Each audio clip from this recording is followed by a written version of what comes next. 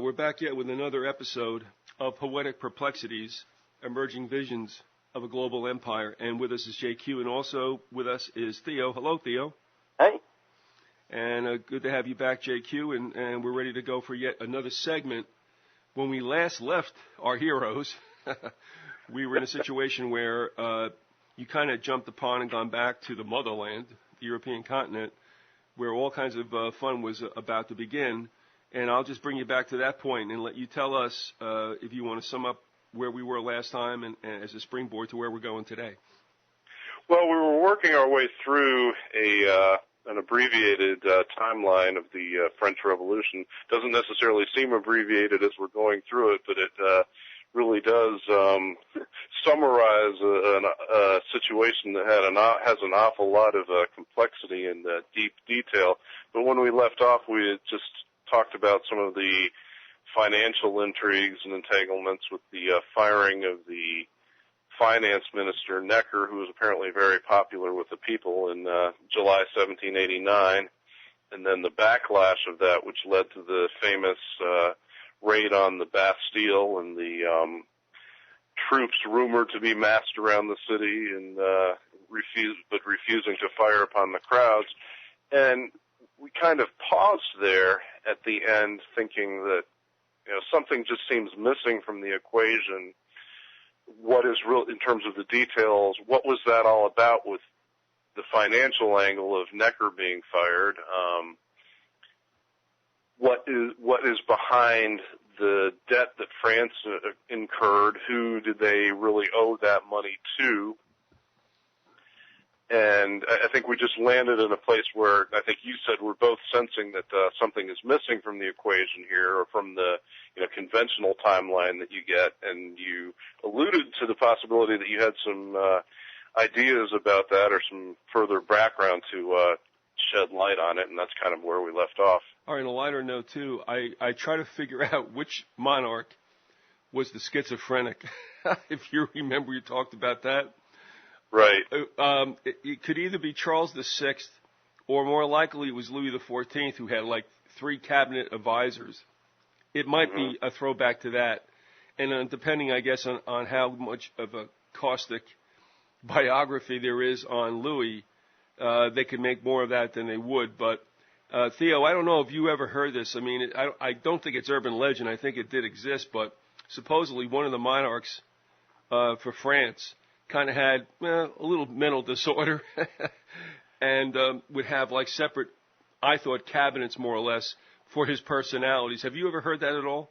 No, other than your having mentioned it last time. That was intriguing. Okay, so this all stems with me. I know King George III went nuts for a span of time, but... Well, I think they're all nuts sooner or later. But anyway... So that's the deal. Anyway, JQ, I think it could be Louis XIV or Charles VI or whatever. I don't want to get off track, but the George III angle is interesting because I believe that around the time of the War of 1812, his son was pretty much serving as de facto king, even though he didn't have the title yet, and he was the one who was really, calling the shots during the War of 1812 or the period leading up to it. I didn't know that. Oh, okay. Yet another thing we have waiting for us as we go down the road. Yeah, there may be a tie-in that we could work in to this to the next sort of historical segment in this series. We'll see. Well, as we have the birth of who just got birth to Kate, and was that George? George? They named him George. Yeah. Well, what's interesting too is that it's nice to keep everything in the bloodline, but I think the monarchs of Europe started to realize that they were having a little problem with,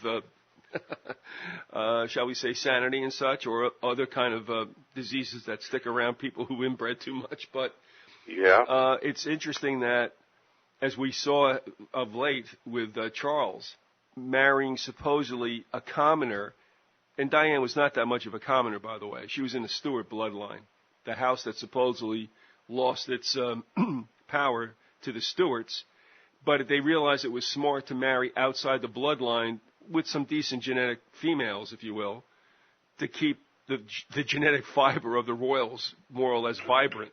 So Right. That things got a little strange sometimes in these monarchical houses is kind of understandable if you catch my drift. Yes. All right.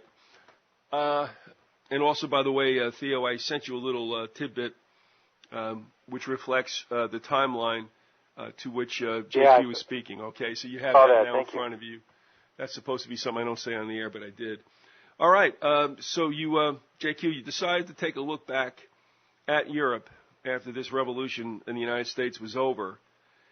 And now everything that you're doing, and you emailed me, and correctly so, has to be with an eye, because of the theme that you've used, about, shall we say, the underpinnings and a thought perhaps in the back of the minds of some at that time that there could be a global order. And, of course, in this case, I guess we can say the Brits thought they would be on top of the pile. But no more. I won't say any more than that, and I want you to address that or correct it or otherwise.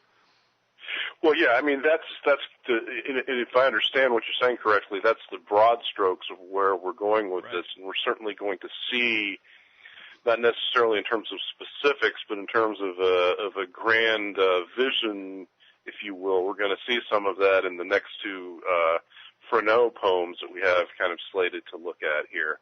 And again, to refresh people who, if it's been a while since I listened to the last segment, the reason we're going through this French Revolution timeline is because at a certain point of his career, shortly after the Constitution was ratified and he got involved with the Democratic Republican Party, Freneau and others in his circle became very much proponents or philosophical supporters, cheerleaders of the French Revolution, to the extent of forming Jacobin clubs here in the United States. If we wrap up the background here, the next one we would look at would be on the prospect of a revolution in France.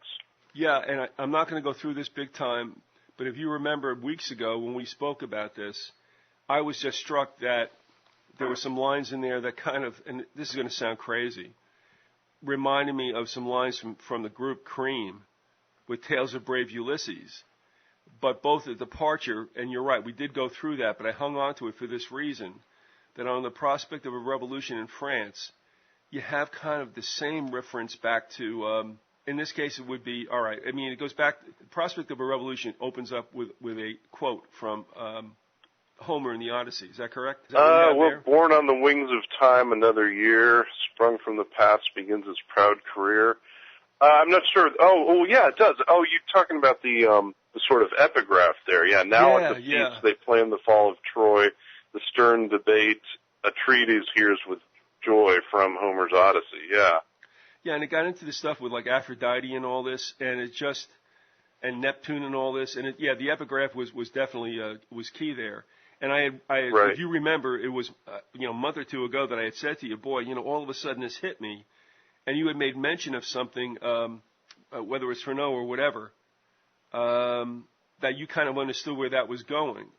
I mean, to recall that now is quite a time ago. Because I'm looking at this with the departure. It says, good-natured Neptune, now so mild, like rage asleep or madness chained, by dreams amused or love beguiled. And then we jump into on the prospect of a revolution, and it starts off with that epigraph. Yeah, this will be all up for folks to look at, so it won't be such an abstruse reference. But do you remember we had that talk, and you said something about, well, that kind of makes sense?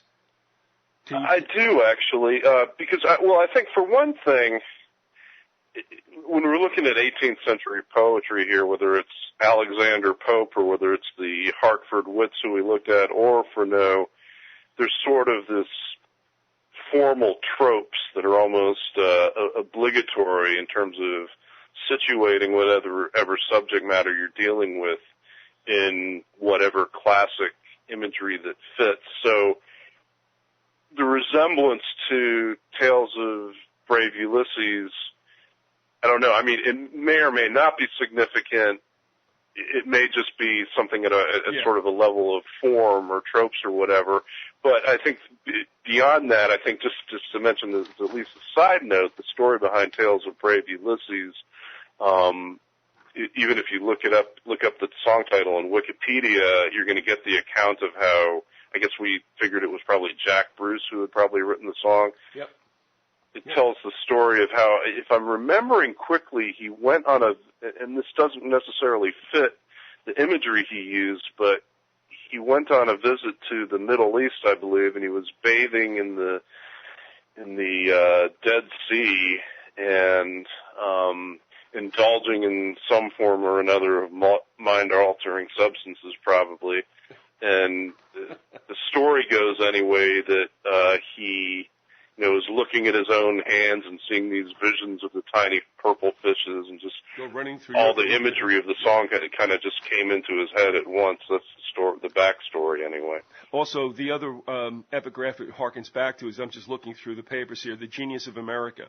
That's the one I thought that was most indicting when it said the watery god great Neptune lay in dalliance soft and amorous play on Aphrodite's breast. Yeah, and I think now it's kind of coming back to me what I was probably thinking when we were talking, having that offline talk, in terms of how it makes sense, because the sea imagery comes up all over the place, and I think that's just inherent in any kind of poetic expression, or in so much of the poetic expression that you see about the new world. I mean, the sea always comes into it, and then Neptune is the god of the sea, having this role of bringing on a new world and a new vision of a new world and new possibilities and things of that ilk. I had a laugh when I was tutoring a class in college with college freshmen in English.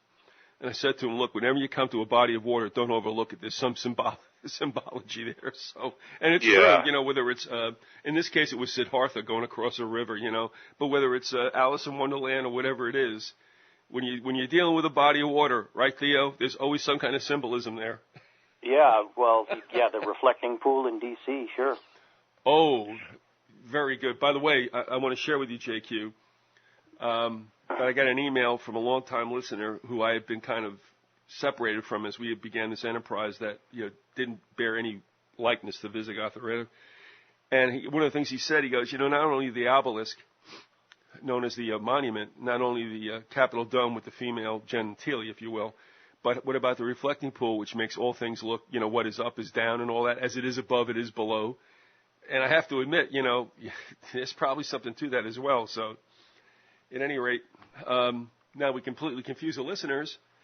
I'll give it to you to straighten everything out.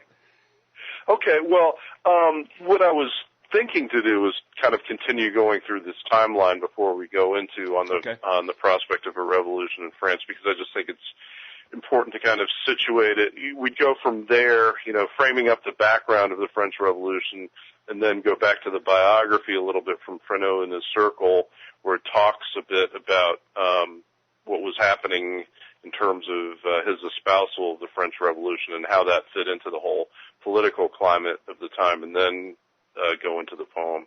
Let me do it. Works for you. First, that relates to that. A quick question. Sure. You mentioned that Freneau was starting up Jacobin clubs here on this continent. This is a historical blind spot I've always had. I'm still to this day, I'm unclear as to, I think you guys even addressed this, and I heard it, and I still am not sure. What is a Jacobin, and also what's the origin of their name? Why that name? I can address that, actually, thanks to a section of Jonah Goldsberg's book, Liberal Fascism, which I'm hoping to get to at some point in this segment. But and actually, just from some basic Wikipedia research, Jacobins were just a monastic order, basically. And apparently the term is synonymous with Dominicans, which again is interesting because the terms when this movement emerged around the time of the French Revolution, well, first of all, let me back up a little bit and say that the name came from the fact that the meetings began in apparently an abandoned Jacobin monastery, which again I thought was intriguing because it speaks to if that monastery was abandoned and people were using it for as prosaic purposes as meetings of a political club, that speaks to possibly the state of the church at the time. So that's the only origin of the name. It's not really descriptive of the politics in any way. It just came from that chance association. Okay. But what is interesting is that when you go across the pond to the Caribbean region here, you have the Dominican Republic. And again, the Jacobin movement and the Dominican movement sometimes being used as synonymous terms, and then you tie that in with the issue that we see raised in Jedediah Morse and elsewhere, that the islands such as Santo Domingo were kind of a hotbed of this nefarious secret society activity, then that kind of gives you some dots that you're tempted to connect. And what I'm thinking is that it's quite a possibility that when what we know as the Dominican Republic was established, that was no coincidence, and you could almost throw in the word Jacobin. So it was it may have been in its origins at least kind of modeled on that political model that we see in the French Revolution. And it was the Dominicans who also gave us the Inquisition. That's right. So there is an even deeper connection. It's fascinating. Things get so murky, but yeah, we're certainly at least raising a lot of dots that could be connected through further research here. We're just happy to clear things up for folks. Right. But I think one of the points I raised early on, though, is that I think it's a little bit at our peril that we leap to hasty conclusions when we're looking, especially at history that's been, forgotten or suppressed, if you will. No, I mean, you're right, JQ. I mean, honestly, and I had mentioned this before with Theo saying this separate from whatever I was thinking. And there is a bit of a blind spot for a lot of us because, in a way, after the revolution, I mean, and this is obviously looking back, but even as students of history being forced upon us in public school or whatever, it's almost like after the revolution, everybody just kind of just tries to get their collective breath back. And we don't really look across at the next quarter century in Europe, which you cannot look as unconnected, but we kind of don't do that. And with you raising this situation, you're absolutely right. I mean, we do this at a peril because in America, we definitely are not that aware of all the intrigues that were taking place on the European continent. Let's just put it that way. And of how entangled we were with those intrigues, probably, again, beneath the surface and unbeknownst to most of us. What happened between 1773 and 1814, and the real reason that we got the Monroe Doctrine, according to Burke McCartney, that's it, yep.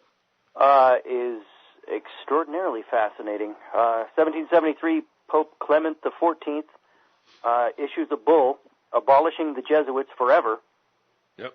And then strangely, all of a sudden in 1814, Pope Pius VII undoes all that and reinstates them. And I'm trying to figure out how, if the first pope passes a bull that can never be revoked, how the later pope can just change that. It's kind of weird.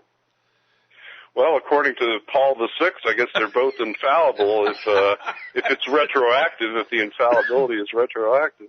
They're both right. That's it. They're both right. They're both right.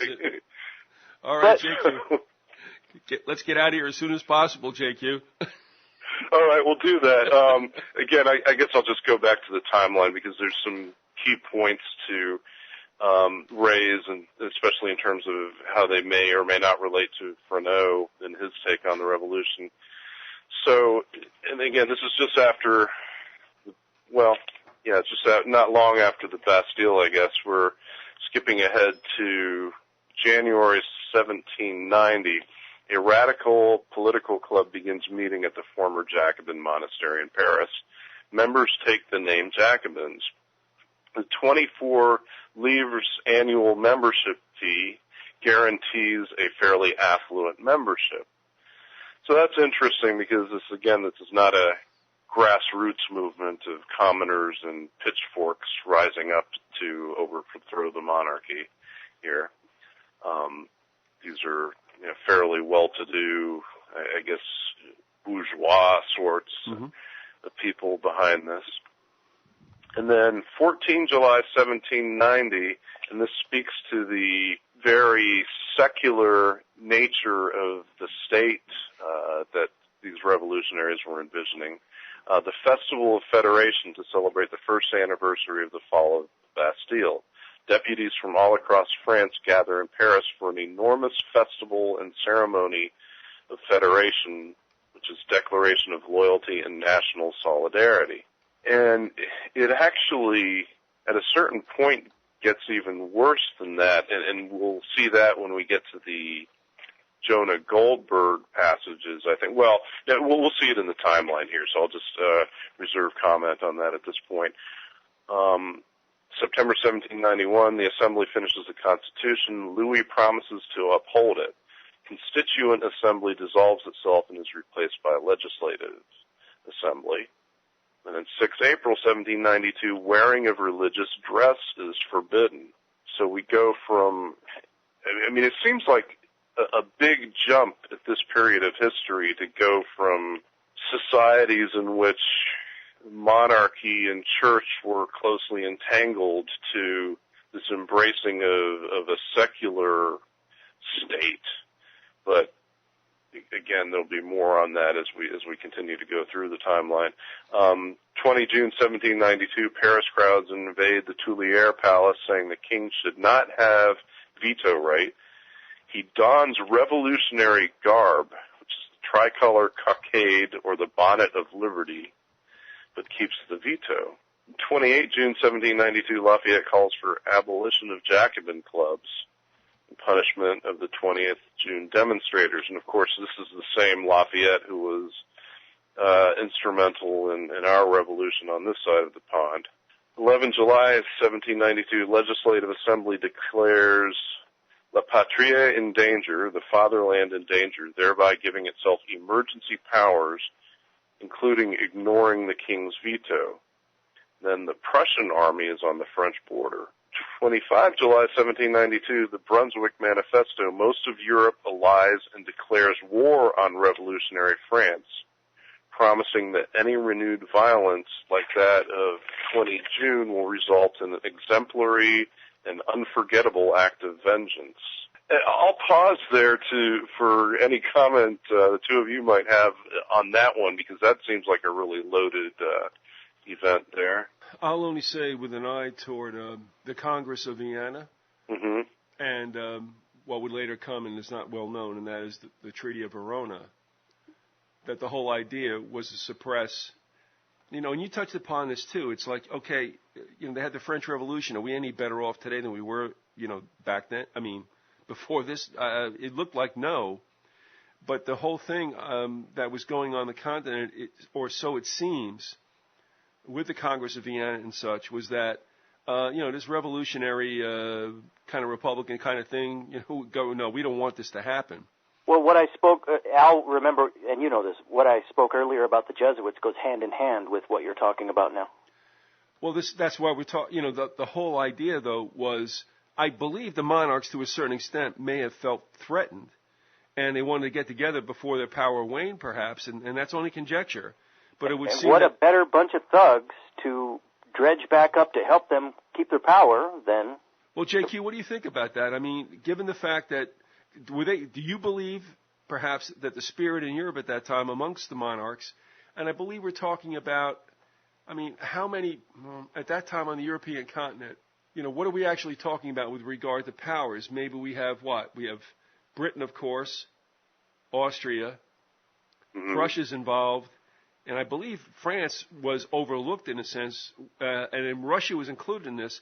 And I'm going to say this at this time also, at the end of the 18th century, as the story goes, and maybe you both have come upon this, there was an idea supposedly forwarded by Rothschild after he had courted the banking situation in Britain.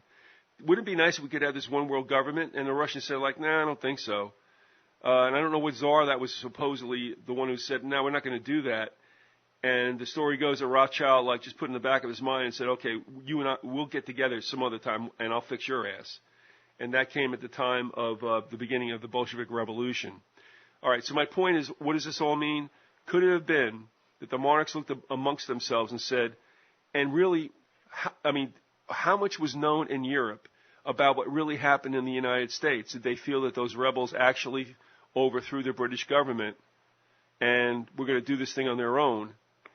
And is it possible the monarchs, and especially among the big four, Prussia, Russia, Britain, and Austria, said, we don't want to do this kind of thing?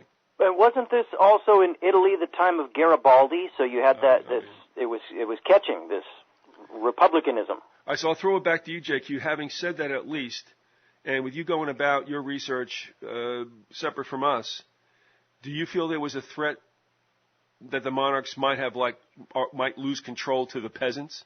Well, and again, what I could say that's relevant to that, I think, is that when I've researched some of the early emergence of these quote-unquote conspiracy narratives about the Illuminati and things of that ilk, and I talked about this a little bit, I guess, in the second segment when that book by Edith Starr Miller, that we found out was by Edith Starr Miller, came up, and that there seemed to be fear, or either there was fear among the nobility that secret societies were fomenting these rebellions to overthrow monarchy and also eliminate all religious and all religious hierarchies and to undermine the moral structure of society, and fomented by the Illuminati and the Masons and the Templars and these secret societies.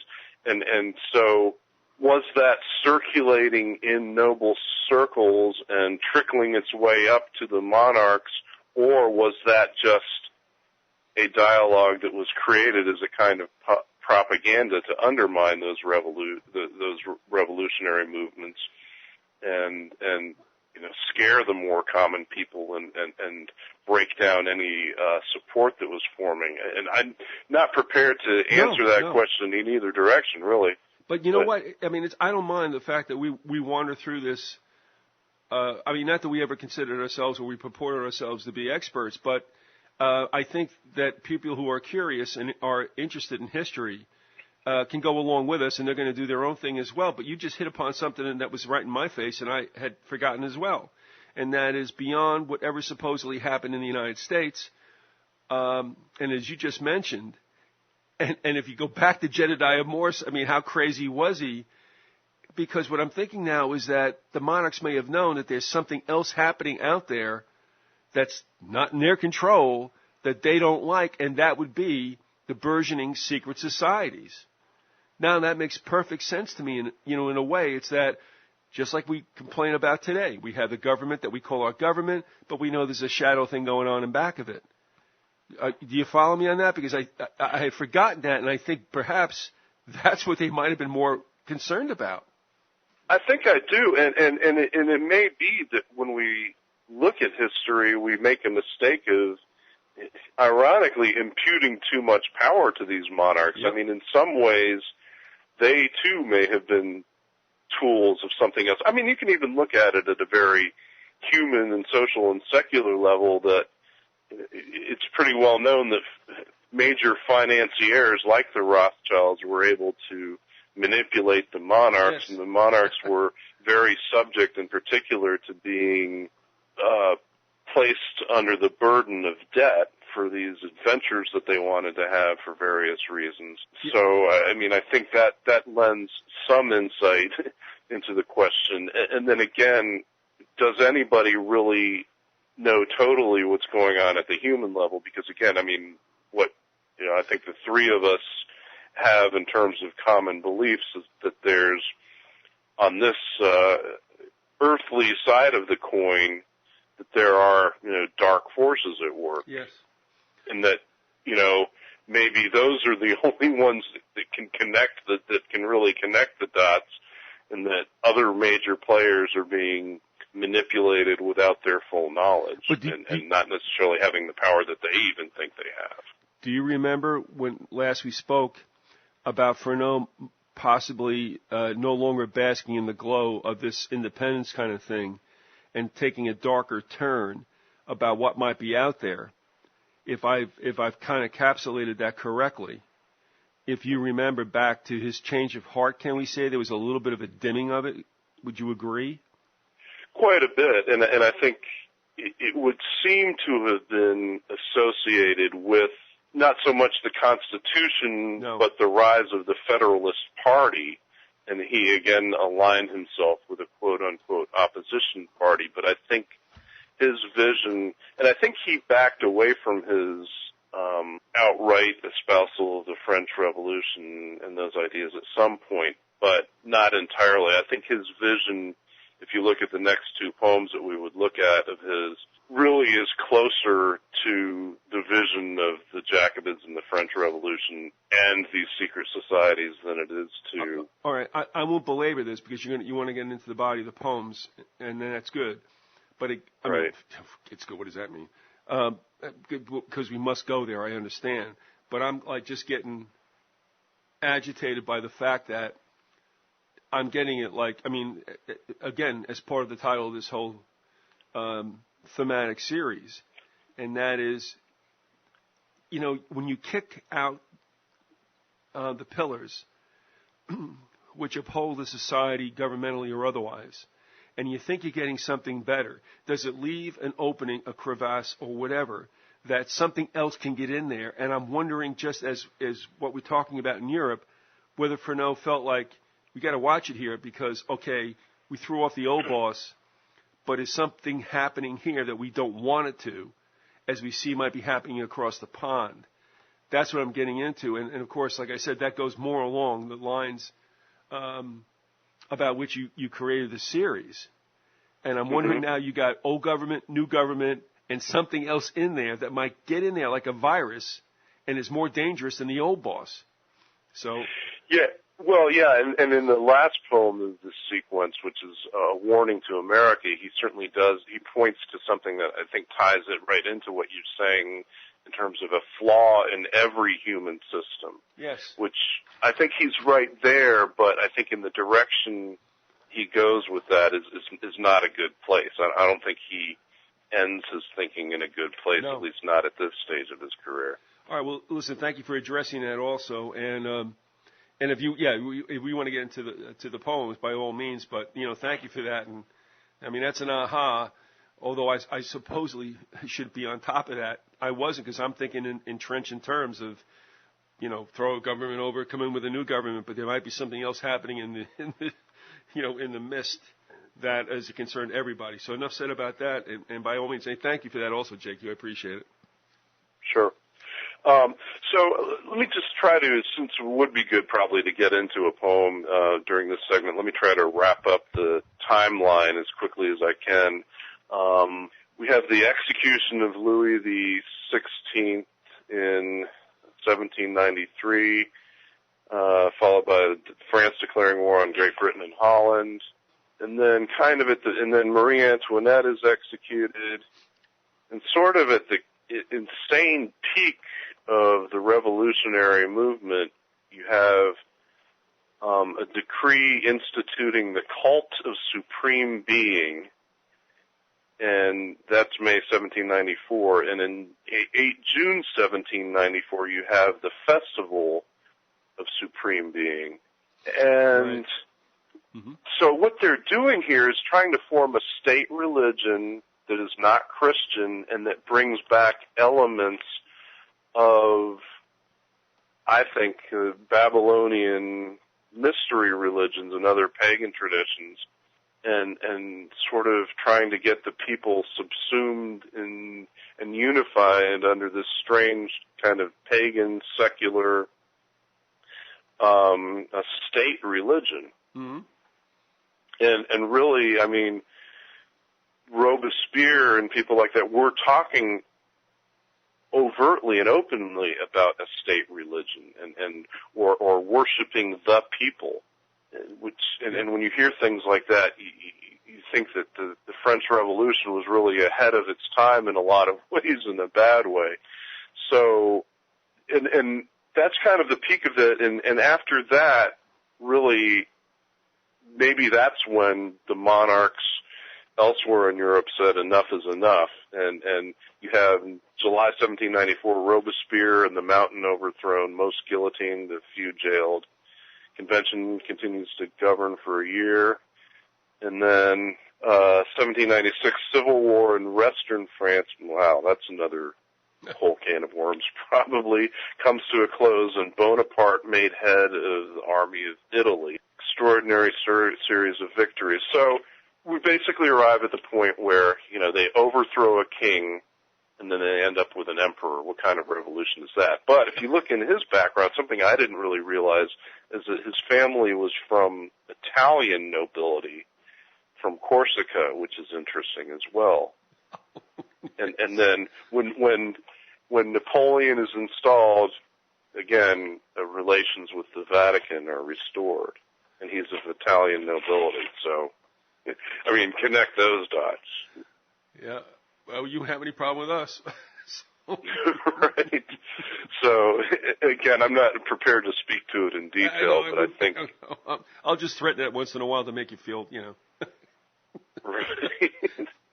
Put you on the... by all means. I'm sure that this is probably much more up the alley for the two of you than it is for me at this point. But I think that's what makes this such a good, a complementarity of doing this, exploring this material on your show. Well, Theo, like you said, we really never looked that much at that period. It was a blind spot. It was not what we embraced with the revolution and not what we looked at toward Europe later on. But here's the period where a lot of this stuff must have been at least laid in stone to some extent. But, with what JQ's just even saying and with the cast of characters, it's the same old story. It's the same perps all the time, dating back to the beginning of the 19th century, and this would carry through for over a century. What are your thoughts on that? Well, I know why you chuckled when he said Corsica. Yeah, I know. So, well, enlighten me on that, because I think that's going over my head at this moment. Well, it's where Napoleon comes from, obviously, but doggone it, I wish I could recall, but I know that Phelps had something to say about Corsica. Well, the best assassins come from Corsica, okay. And it was in some circles regarded that the assassins, if you will buy into the fact that Lee Harvey Oswald didn't shoot JFK, that they were Corsican assassins. And of course the Corsicans always have this mystique about them as well as being, somewhat elite killers, et cetera, et cetera. So with JQ, with regard to that, it's just that they've got a hand in all this as well with Napoleon, so that's why it's interesting that it would devolve to that. And also, what's the other island too? That's Sardinia? Sardinia. Okay, there's the other one. The two of them are what? They're like twins out in the Mediterranean. But anyway. Hey, real quick, Al, just a reference note. The question you threw at JQ earlier as to how the monarchs were feeling around this period, and who would they be willing to ally with in order to preserve their power. Right.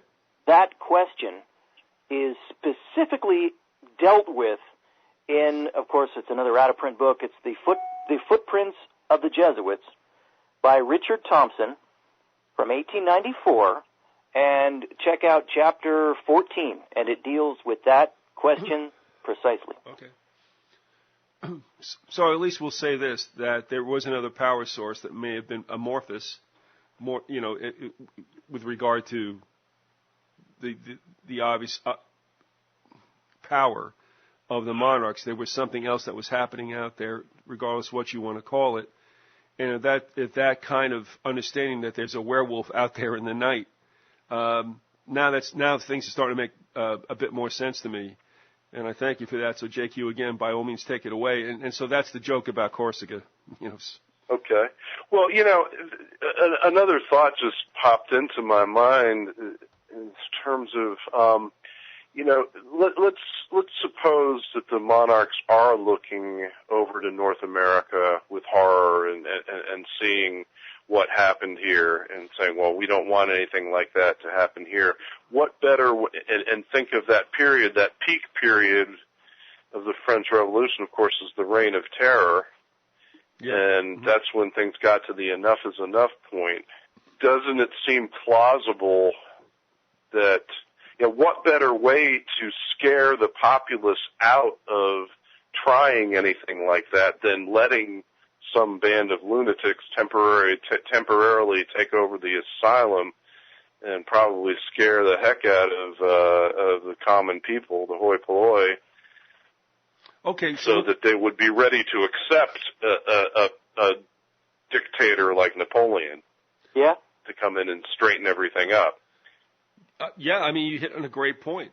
That's another possibility, that they could have allowed themselves to, shall we say, loose, some kind of like a crazy thing to scare people into saying, okay, this is what we want. That's what we're looking at today. That's what we always talk about, the Hegelian dialectic, right? Let something go, create the problem, come in with the solution, everybody loves you, and you can go ahead and be as despotic as you want for as long as you want. I think that's valid as hell. Yeah. Great point. Yeah. So, all right. So I guess if we have time, this would be a good point to go into on the prospect of a revolution in France. And JQ, then I have you. We're going 90 minutes. so go ahead. Oh, okay. Are we at the 60-minute point? No, but time does fly. But I can't let you go while we got you here. We're at about 42, 43, so by all means, since we're all here, if it's okay with you, let's not cap ourselves in it, but that's all right with you. Oh, sure, that's fine with me. Yeah, I can go 90 minutes, not a problem. All right. So this is intriguing to me. This was first published in March 7th, 1790, in the Daily Advertiser of New York. Now, if you think back to the timeline we just looked at, January 1790 is when these Jacobin clubs start to form in France.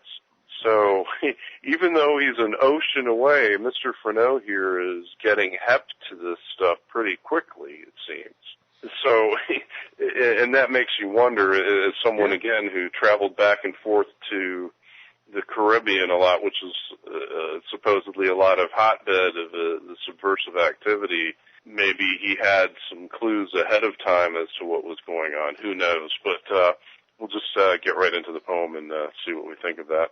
And I'll go ahead and do the epigraph here. On the prospect of a revolution in France, now at the feast they plan the fall of Troy, the stern debate, a treatise hears with joy from Homer's Odyssey. And now into the poem itself. Born on the wings of time, another year sprung from the past begins its proud career. From that bright spark which first illumined these lands, see Europe kindling as the blaze expands.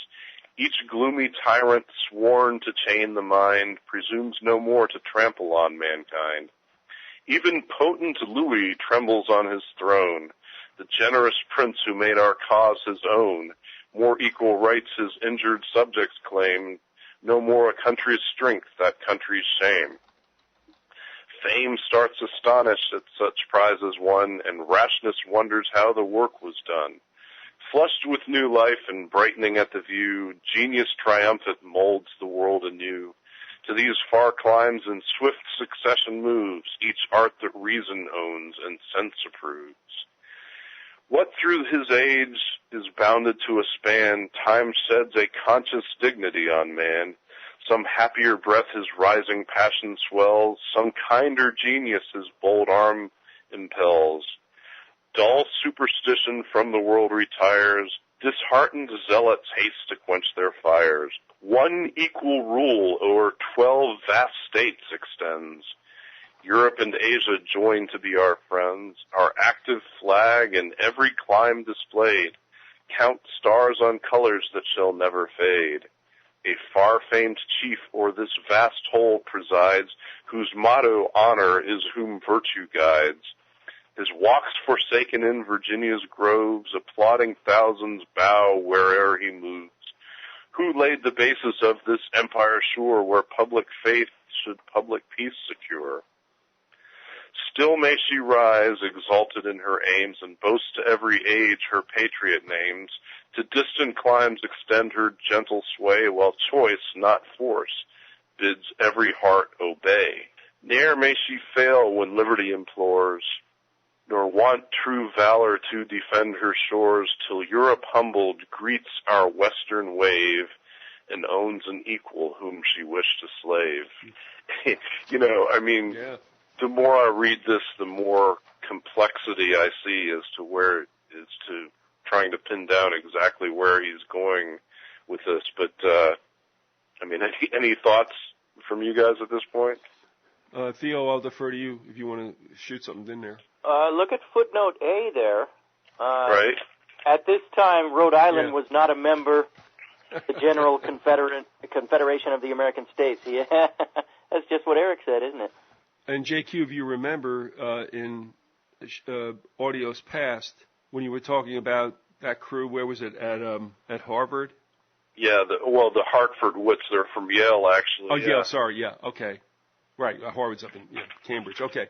They're the ones that were goofing on Rhode Island for being as recalcitrant as it was. So here's one of the reasons why, and that's what Eric the Blacksmith was talking about, who made me aware of the fact that when they didn't want to ratify the Constitution, Washington said we're gonna blockade your state. And that's why it says 12 states in this poem. That's right. And not so there you go. I mean, that's a great historical footnote to that. Well, and what's interesting, and I kind of stopped at that footnote in my tracks tonight just as I was kind of getting ready for this, because this is 1790, and the Constitution was ratified in 1787. Yeah, and it took about 3 years to take full force, I guess, as they try to do the transition. So we'll give it to 1790. But, the other thing that's not understood completely by we Americans is there were still British troops in this country, by the way. So. Really? Yeah. That's part of what Jay's Treaty was dealt with later on. Huh. Yeah, they did not boogie their butts out of here when the show was over, supposedly. That's why this whole thing is crazy to a certain extent. But as Freneau ends his poem, those are pretty heavy words. Till Europe humbled greets our western wave, and owns an equal whom she wished the slave. In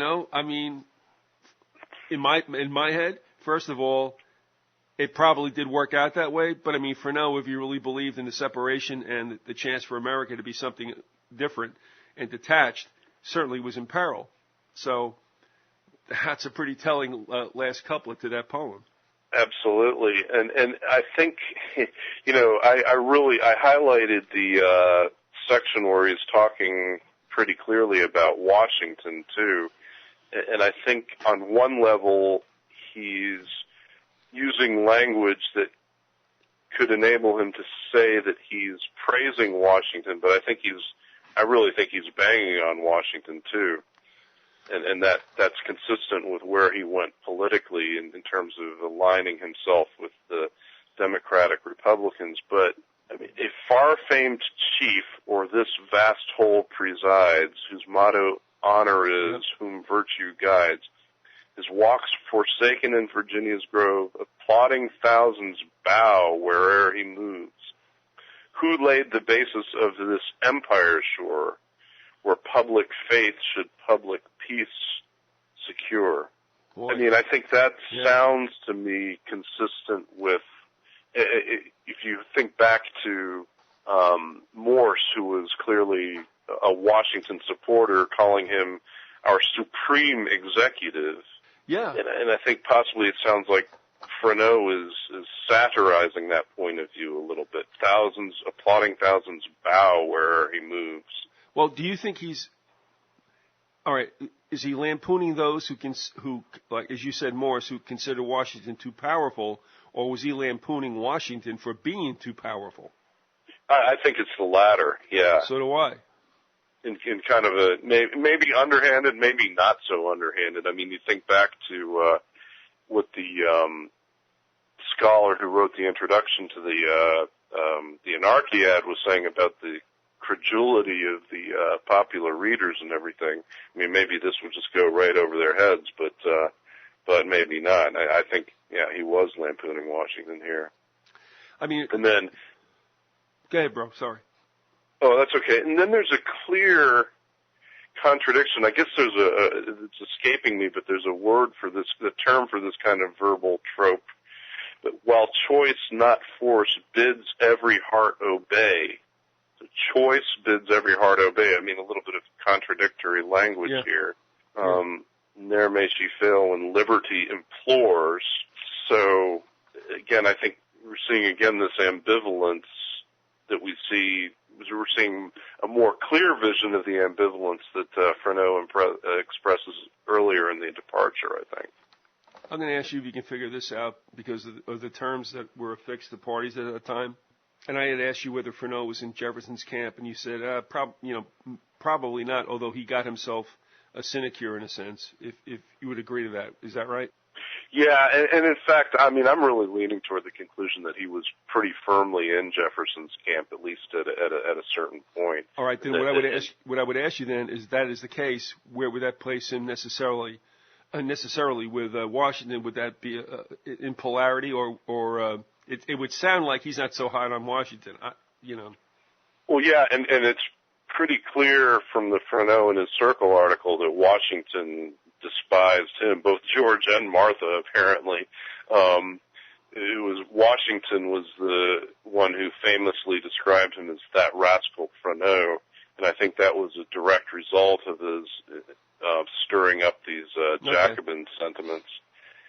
So yeah, there's apparently no love lost there. I want to just ask Theo, I mean, can you dig this in a sense? It's almost, I'm starting to get the impression, and JQ will tell us whether or not this is so, or whether he thinks it's so or not, that it's almost like a threat to Washington's, quote, sovereignty, if you will, that if you don't, kind of toe the line or whatever, we can overthrow you. Yeah, boy. I mean, you see where this is going? Yeah, you wonder what the state of mind was back then, and what was the popular state of mind? Certainly not in this, but now JQ, I bring it back to you. It's almost like it's a veiled threat, in a sense.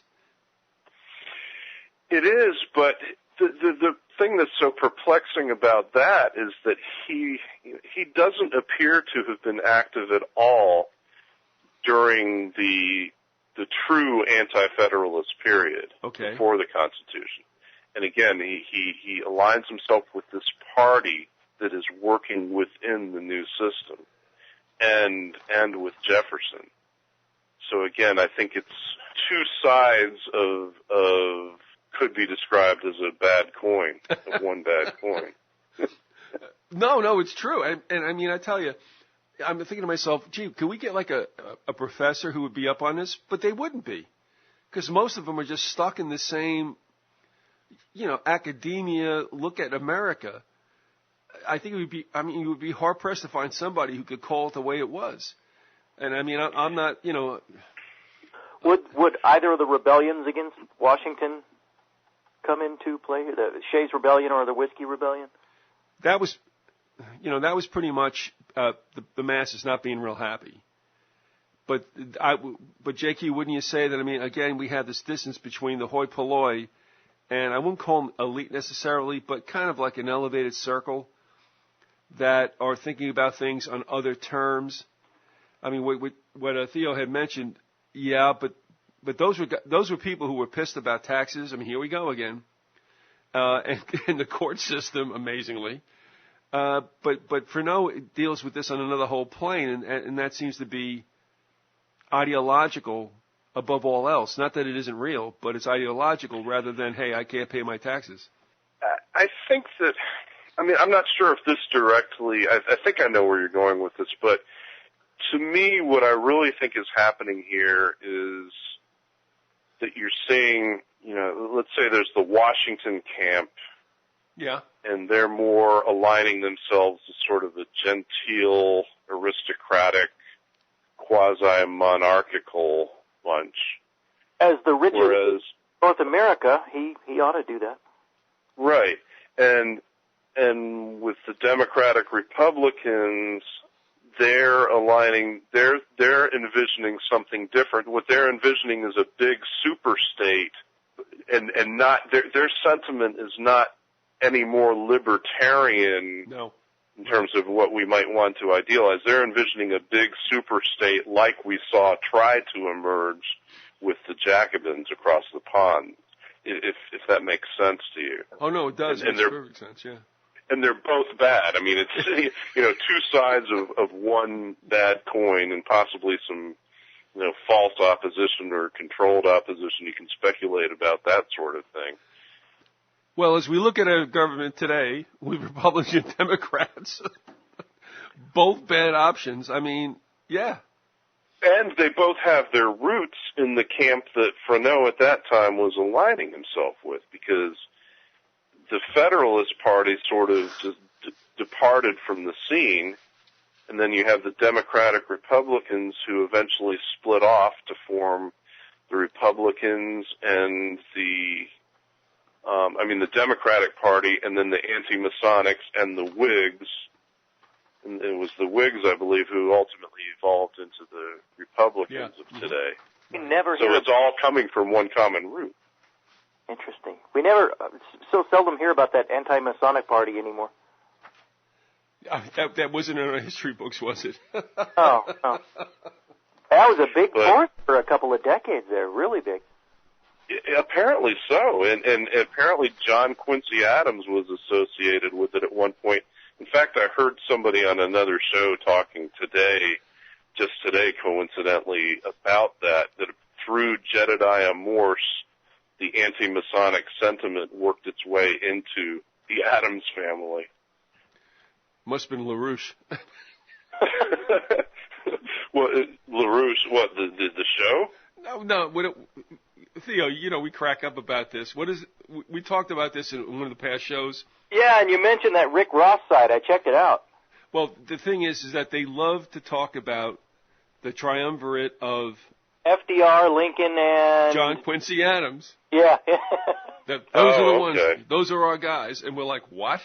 Oh no. So anyway, no, that's why we're laughing about it, because all right, so J.Q. Adams comes into the picture here, and they love him for some strange reason. I mean, but yeah, that's it. But there were a force to be reckoned with, and I think you were talking a couple of shows back to Eric, I guess, briefly about the anti-Masonics and wondering, I think, talking about whether they actually ran someone for the White House or something else. But actually, Millard Fillmore, I believe, was at one point a member of that party. And his presidency is just so well known. Right, exactly. He wasn't elected as an anti-Masonic, but I think his ascendancy was as an I tell you what, you talk about two presidents in the world. I mean, in the land of obscurity, Fillmore and Franklin Pierce, huh? Right. At least Pierce had a college named after him in New Hampshire for some strange reason, but I have to laugh. But this goes back to what we started with as well. And that is, okay, what are we dealing with the potency of the Freemasons at that time? Are we looking at something that it was as strong as what Weishaupt had with the Bavarian Illuminati? Maybe. I mean, that certainly transmogrified into something else. And some would say it eventually gave rise to the Jacobins. Are they afraid of something like that over here, given to what you had addressed shows ago, with Jedediah Moore saying, hey, check this out. So, I mean, there was some validity to it without a doubt. What are we trying to rein in here? And again, it could go back to this whole thing about we have government, we have parties, but we have something else going on. And it seems to be this invisible hand that keeps moving no matter who's in place. And so I just got to hand it to you. I mean, it goes back to the whole theme of what you had set up. I mean, are we looking at, emerging visions of global empire? I'd have to say yes. And I mean, whether you meant this or not, at this point in your presentations, I think you got it. I mean, it certainly seems like that to me, and that's something I had not gone down. It's a road I had not gone down before. Yeah, let me just mention briefly that there was a very long poem that Freneau wrote that probably he had really intended to be his magnum opus. and just because of the length of it, I didn't feel it I could really do justice to it in hour-long segments. But I think it's called The Empire or something to that effect, and that's.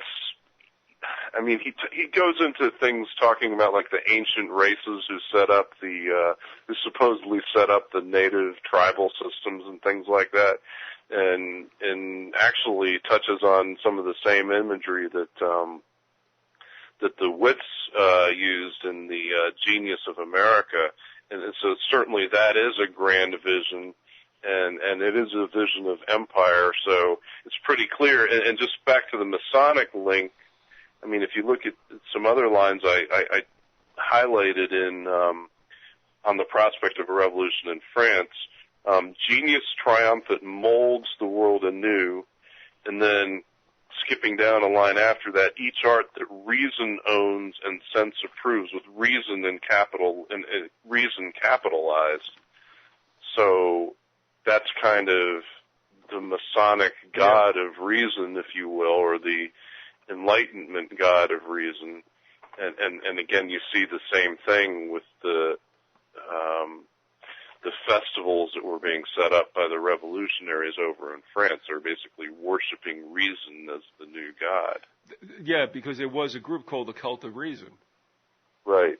And so that would mean then there was this perhaps swing, I wouldn't say to worship, but to place in a very important place, for lack of better words, forget about the spiritual stuff, let's rely on reason, blah, blah, blah. And I mean, even I think Locke and some of these other philosophers who were held up as supposedly like part of our whole freedom thing, no, I don't think that they were at all. But I think the Jacobins were really trying to take it a step further and make it into something spiritual. Without a doubt. And I think yes.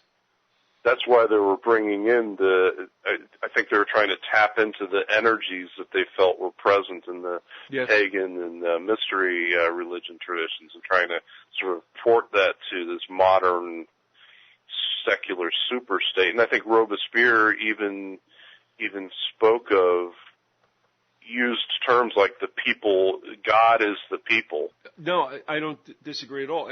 And I mean, can we say this? What can be a religion? Just about anything you want. I mean, vegetarianism or whatever. But, I mean, in this case, too, to me, I've always thought as atheism as being a religion. Yeah, and that's the huge contradiction. Sometimes I look at people who go to the dark side these days, people that I know or know of, and get involved in New Age things and Gnosticism and Luciferianism and things like that. And I think, why would you want to do that? If you don't want God in your life, then why wouldn't it be much more rational just to be an atheist and think that everything is material and can be understood scientifically? I mean, you understand where I'm going with that? Oh, absolutely. I mean, Theo, let me throw it to you, too. I mean, the absence of religion is religion. I mean, I'm not trying to get, like, existential here. For me, that is one of the main proofs of a creator. The fact that it's one of the main things that distinguishes mankind from the animal kingdom. There's this vacuum in men and women that they have this need to worship something. And from my experience talking with the self-avowed atheists, if I observe their lives long enough, I can find something they're worshiping. Well, that's my point. I mean, I'm well being said. Right. But it also makes me laugh about the fact about why some drunkards don't want to call themselves alcoholics, because they don't have to go to the meetings. Right. And there's no holidays. But that Alcoholics Anonymous. I was reading an article recently on how you could look at that as very much of a cult itself. Sure. Oh, and by the way, send your hate mail to me. I'm okay with this. But I mean, the Church of Scientology. When I look at some of this stuff, I mean, this is like TQM, Total Quality Management. What was that other thing that's floating around the business world? This is Six Sigma. I mean, you look at the term. There's all kinds of creepy cultic stuff. Yeah. Yeah, and I mean, so no matter what you say you are or you aren't, it comes down, and let me just say this, I mean, wherever Robert Zimmerman is in his head, that song he made was like, you got to serve somebody. It doesn't matter. You wind up choosing even if you don't choose. And I think that's, what you're seeing there. And to bring it back to where you were going through all this, yeah, I mean, that was a time when it's like, okay, screw the church, which I think I can understand in a certain sense, but you're going to go to something else, and you're going to worship it or at least put your faith in it. That's just like in the human genetic makeup, is it not? You're going to, if not serve, you're going to believe in something, and whatever you set up that to be, that's what you're going to do. Even if it's if it's an anti-God thing, it's still something, and you don't get away from it. You can be worshiping something without even knowing it. I would say so. I mean, there is no vacuum here. It's either A or B, black or white, up and down, as far as I can see. But yeah. At any rate, did you want to get through another poem before this segment's over? I probably would have liked to go back to the biographical information a little bit to kind of frame that up or wrap it up with some clearer explanation of where he was going and where his circle, if you will, was going during this period of the French Revolution when he wrote that poem. So, all right. So this is from page 47 of the Freneau and his Circle article. And the Federalist administration led by Hamilton was assuming power faster than the Democratic Republicans thought it should. There was a rebellious element in Freneau's soul that resented the abuse of power and even power itself. It had found expression in his poems against England and King George. Here in his own country's capital, in the form of the Federalist government, was his own enemy, his old enemy, power. Adding fire to his hatred was the development among supporters of the administration of a society imitative of the English aristocracy, and he began to hate the Federalists as he had hated King George. And so he attacked the Federalists in the columns of the National Gazette with a complete disregard of prestige quite amazing to his chief editorial opponent, John Freneau of the Gazette of the United States. This attack upon federalism and monarchistic society and ideas were hand in hand with an espousal of French revolutionary ideas so thorough that all American conservatives were astounded. The effect of these radical sentiments, circulated by Jefferson, Lee, Madison, Monroe, John Hancock, and other Democratic Republican leaders, was little short of intoxicating. The National Gazette went all over the country, especially into small settlements and frontier villages, formerly much out of touch with newspapers, and soon became the leading Democratic Republican newspaper in the country, with nearly 1,700 subscribers. Meanwhile, its editor remained as translator to Jefferson, an inconspicuous clerk, but no doubt glared at by the very Federalist officials whose position and philosophy was undermining in his editorials. And I'm skipping a little bit to page 48. If we have time here, are we still doing okay on time? Yeah, no problem. Okay. Following the execution of the French king in 1793, the new ambassador, Genet, arrived. He was determined to involve the United States in war with Britain and hopeful of subduing all Spanish America to French rule. His coming, wow, that's pretty loaded there. His coming was the signal for a series of enthusiastic demonstrations. French caps and flags and French songs were seen and heard everywhere. At the Philadelphia Wharf, the ambassador was met by a great crowd headed by a committee of Democratic Republican sympathizers. Immediately, two political feasts were held, at each of which Philip Freneau held an important place as the recognized literary representative of American republicanism. He was assigned the translation of a popular French ode, and his translation was later published. At the second feast, his own ode, The Rights of Man, was sung by the gathering to the tune God Save the King. Jacobin Club, which is also My Country 'Tis of Thee, so, which was originally the Rights of Man. Did we get that in our history books? No. Jacobin clubs, whose chief purpose was a radical opposition to federalism, sprang up like mushrooms. The air was filled with sentiments about liberty, equality, fraternity, the death of monarchy, and the new era of human freedom. Freneau solicited funds at this time for the French Society of Patriots of America, and his office was a regular Republican meeting place. Now that's something worthy of investigation, I would say, the French Society of Patriots of America. Yeah. During all this uproar at which the Federalists were quite aghast, it is not difficult to imagine the probable associates of Freneau who was now the leading Democratic Republican editor of the Nation, visited by party leaders, present at heated discussions in the Jacobin clubs, meeting diplomatic agents at the State Department. Probably he was then acquainted with a larger circle than ever before or after. In 1792, he had possessed the goodwill of Tennant, the French minister preceding Genet. He must have known Genet, but it seems rather likely that for all his culture, the impetuous firebrand was too flamboyant and boisterous to attract Freneau, whose intimates were usually quiet, undemonstrative people.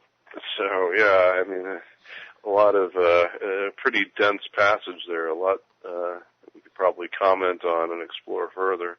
I'm just thinking that as to be a burr in the bonnet of Britain.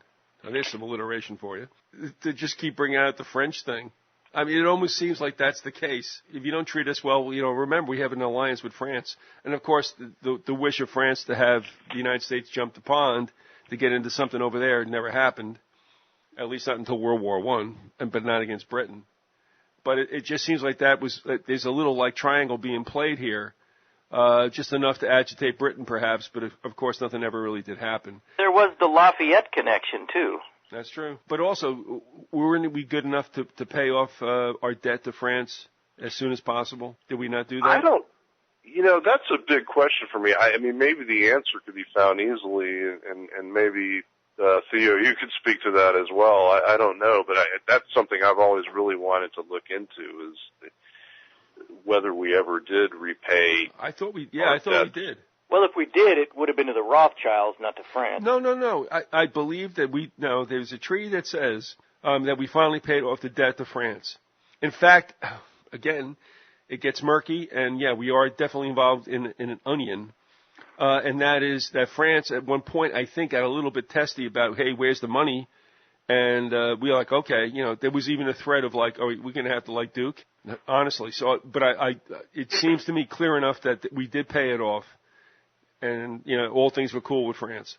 Okay, yeah, I don't know. So, JQ's rummaging through his papers. Right. Well, I don't know. I don't know where we are on time at this point. We have 15. Okay. So I don't know if you want to jump off or we want to cloud things further in our summation.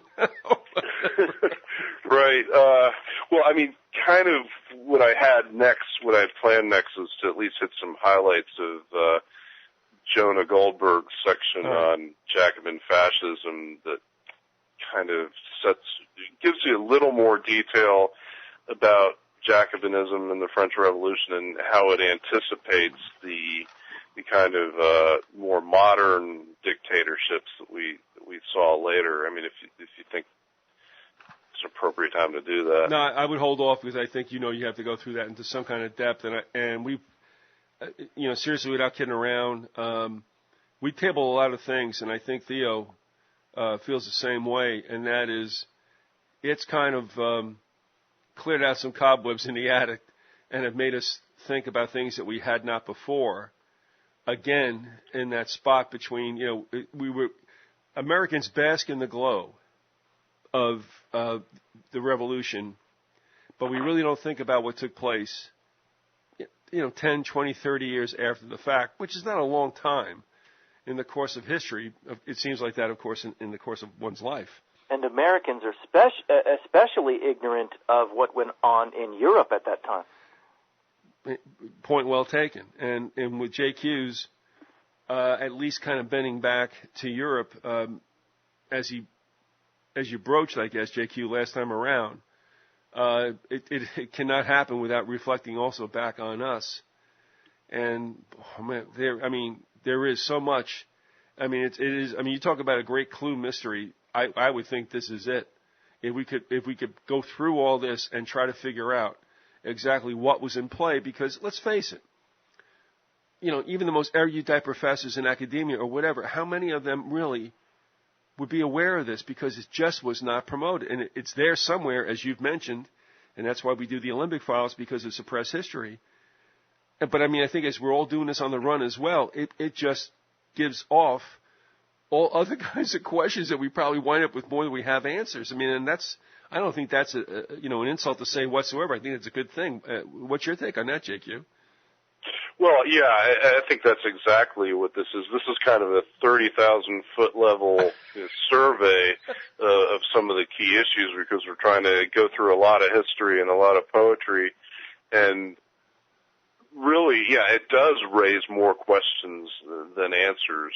I mean, it makes me think of, I don't know. I mean, obviously this isn't an academic exercise, but some of the more, advanced level seminars that I took in graduate school, that's what it was basically like. It was a discussion forum to identify unanswered questions and unresearched issues that the follow-up step is just to kind of go out and hopefully some of the listeners will do this as well, and latch on to some of the questions we're raising here and see if they can lend some new insights into them, because clearly there's a lot of murkiness, there's a lot of topics that are not touched, at least in mainstream academia.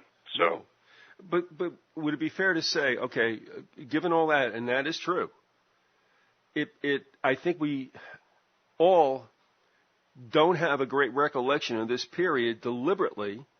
I think, as Theo called it, kind of a blind spot. But I mean, that blind spot was built in, more or less, into our history text. And I'm not going to slam them necessarily for that. I mean, there's things that are obviously winnowed so that this gets in, this gets out, and, the gatekeepers decide that.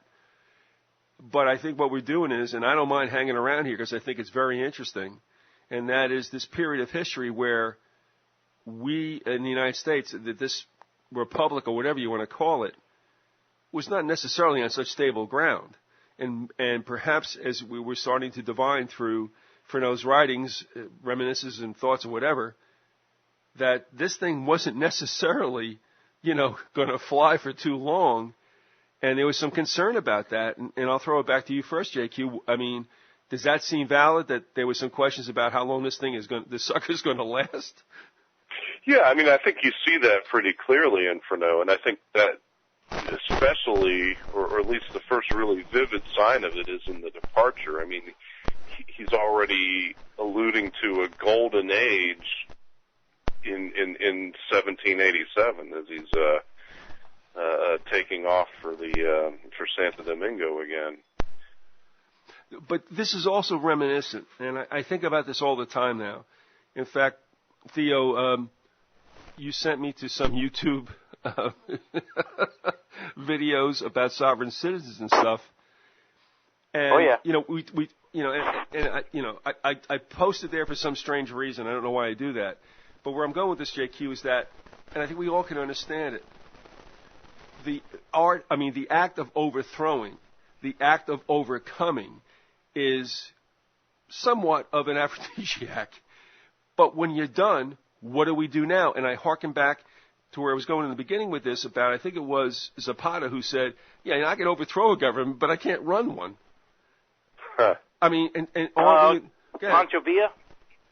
I don't think it was Villa, but it was, yeah, it could have been. It was either he or it was Zapata. Okay. Because they both were working on opposite ends of Mexico, more or less. But the point was clear.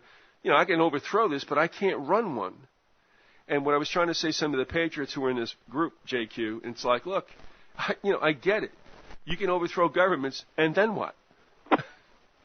So, I mean, I'm wondering if Freneau and any sentient person at that time, he doesn't have to be an elite, then with a Princeton, blah, blah, blah, but there had to be some kind of sentiment in the 13 various states, like, where's this thing going, and is it precarious, and what do we have if this doesn't work out? And we never really think about that, do we? No. And I mean, and then there's, and you really, I mean, what we really can't, it's difficult to penetrate is the mindset of the common person. I mean, were they so engaged in their struggle for their daily existence that they didn't even have time to think about what was going on politically, so it was really just left to these more elites to take care of it. And isn't that, man, I tell you what, you said a whole mouthful with that sentence. Isn't that really the problem? We talk about democracy and a representative form of republic, but isn't that where the problem comes? And I remember the Renaissance landscaper being pissed off about this, and this guy was Mensa, okay?